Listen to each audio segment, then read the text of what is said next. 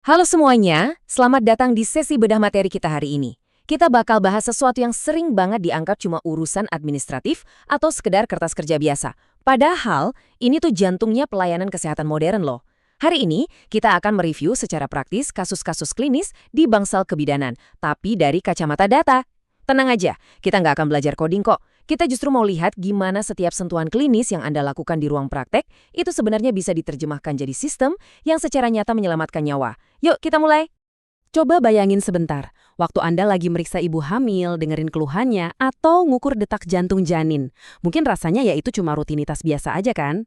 Tapi pernah kepikiran gak sih, kalau setiap interaksi klinis itu sebenarnya adalah satu potongan data yang sangat penting? Betul banget, kumpulan data dari tangan Anda inilah yang nantinya bakal ngebentuk kebijakan kesehatan nasional dan bahkan memprediksi krisis jauh sebelum itu terjadi.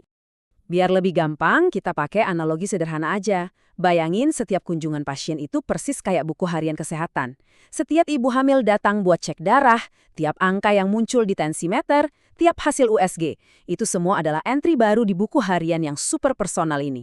Bedanya, buku harian ini nggak cerita soal perasaan, tapi mencatat kondisi vital penentu keselamatan dua nyawa. Jadi tugas kita adalah mestiin cerita di dalam buku harian ini bisa dibaca, dipahami, dan dipakai untuk benar-benar ngejaga kesehatan ibu dan bayinya. Oke, mari kita masuk ke skenario nyatanya. Apa sih bedanya bentuk-bentuk data ini? Gini, pas Anda ada di ruangan, lagi mempaman set tensimeter pasien, nah itu namanya data primer. Itu adalah data yang Anda ambil langsung dari sumbernya saat itu juga. Terus bayangin berbulan-bulan kemudian, ribuan hasil tensi tadi dikumpulin dan dianalisis sama dinas kesehatan di layar komputer mereka buat ngecek tren anemia di suatu wilayah. Nah, itu yang kita sebut data sekunder. Kelihatan kan bedanya?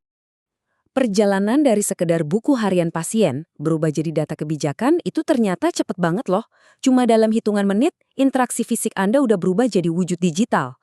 Coba deh, Anda meriksa pasien di menit ke-0, terus mengetik hasilnya di menit ke-5, dan wow, di menit ke-10, data itu udah tersimpan aman di pusat penyimpanan. Atau yang biasa disebut data lake rumah sakit. Dari situ, data langsung siap dipakai sama sistem prediksi. Kecepatan ini benar-benar krusial. Terus kemana perginya data-data sekunder yang super cepat tadi? Mereka ini mengalir ke platform digital yang sebenarnya jadi pahlawan tanpa tanda jasa di vaskes kita. Ambil contoh aplikasi EcoHort. Aplikasi ini ngegantiin buku fisik yang tebel-tebel itu, jadi kita bisa deteksi resiko komplikasi ibu hamil jauh lebih awal.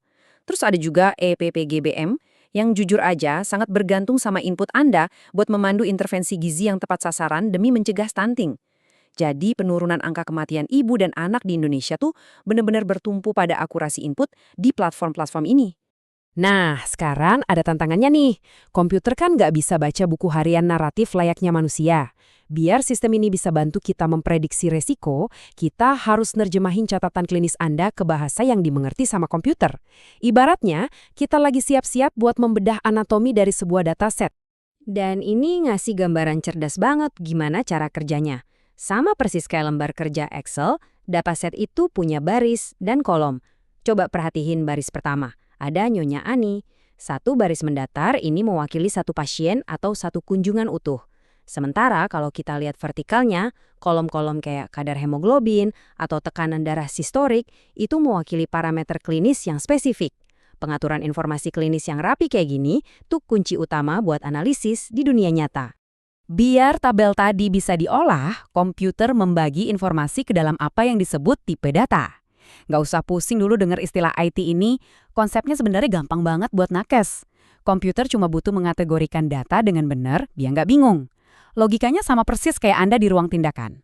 Anda nggak mungkin kan nyampur alat suntik sama obat minum di satu troli yang sama? Nah, sama aja.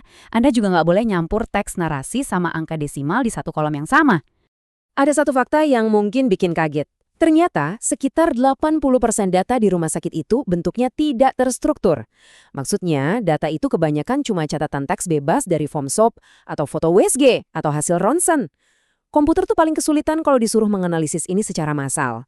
Makanya, 20% data yang Anda ketik secara rapi dan terstruktur ke dalam baris dan kolom tadi, itu nilainya jadi luar biasa berharga dan kritis banget untuk diolah secara cepat. Mari kita bedah data terstruktur tadi pakai contoh praktek sehari-hari ya. Pertama, data numerik, alias angka. Ini dibagi dua ya. Ada yang namanya diskret, ini bilangan bulat mutlak, tanpa pecahan. Contohnya jumlah kehamilan atau grafida 3. Ya logis dong, nggak mungkin ada ibu hamil 3,5 kali. Nah, yang kedua itu kontinu. Ini biasanya hasil ukur alat dan bisa ada desimalnya, kayak berat bayi 3,25 kg atau nilai HB 10,5. Tipe yang kedua itu data kategorikal. Di sini kita cuma mengelompokkan pasien. Ada yang namanya nominal, di mana posisinya setara, nggak ada yang lebih tinggi atau rendah. Contohnya golongan darah A, B, atau O. Nggak ada kan golongan darah yang lebih juara dari yang lain? Di sisi lain, ada ordinal. Kalau ini, urutan tingkatannya jelas dan bermakna. Contoh gampangnya skala nyeri dari ringan, sedang, ke berat, atau bisa juga status gizi. Nah, ini dia poin krusialnya. Pernah dengar prinsip GIGO? Garbage in, garbage out. Kalau sampah yang masuk, ya sampah juga yang bakal keluar. Anda bisa aja punya algoritma kecerdasan buatan paling canggih di dunia buat memprediksi komplikasi ibu hamil. Tapi, kalau ada satu aja salah ketik waktu input data, hancur sudah semua prediksi itu. Ujung-ujungnya, keselamatan pasien yang jadi taruhannya. Coba kita lihat efek dominonya di lapangan. Kalau Anda ngetik 140 /90 di satu kolom, sistem bakal menganggap itu sebagai teks murni gara-gara ada garis miringnya. Akibatnya, fatal banget. Alarm penyelamat nyawa buat mendeteksi hipertensi nggak akan menyala. Beda cerita kalau Anda ngetik angka 140 di kolom sistolik dan 90 di diastolik secara terpisah. Sistem bakal langsung membaca itu sebagai angka murni dan otomatis ngeluarin peringatan bahaya detik itu juga. Prinsip ini juga berlaku buat masalah ejaan loh. Coba bayangin, Anda mau nyari data berapa banyak sih pasien bedah sesar bulan ini? Kalau Anda biarin orang ngetik secara manual, pasti ada yang ngetik sesar, SC, Chaser, atau Sektio.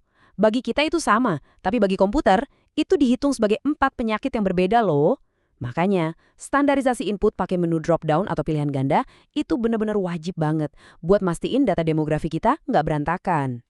Oke, mari kita lanjut dan lihat gimana semua ini saling nyambung di skenario operasional nyata. Misal nih, Dinas Kesehatan minta rata-rata umur ibu bersalin dengan komplikasi di tahun 2024.